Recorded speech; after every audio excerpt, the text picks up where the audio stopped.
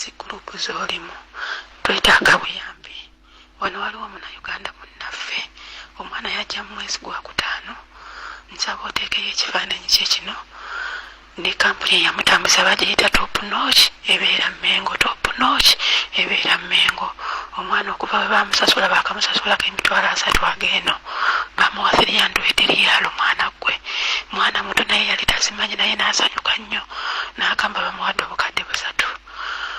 Naye bamukuba, bamunyiga amatama, tebamuwa mmere. Kati baamuleese wano, baazunza olwaleero bamutwala, bamuggyako essimu. Simanyi ngeri yakumuyambamu. Biteekeyo mu kampuni, manya mu gurupu yonna gy'olimu. Twetaaga buyambi.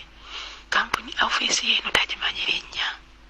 Ofiisi yeeno tagimanyi linnya, mbu teyamalawo na ssaawa ne bamupiikinga. Tusaba buyambi. Kyokka okumanya nti n'abange baatidde batugaliddeyo. Enzigi bazigadde zonna, ate nga weebali beebaze, bazigadde zonna. Enzigi bazigadde zonna, ebisumuluzo ne babiggyamu. Naye Katonda akola eby'amakulu. Waliwo yeerabiddewo Kaneeti, kati nze Shapuwe nga bw'omumanyi nkatadde wange, kati nsobola ofuna obuyambi kwene essimu gye batamanyi.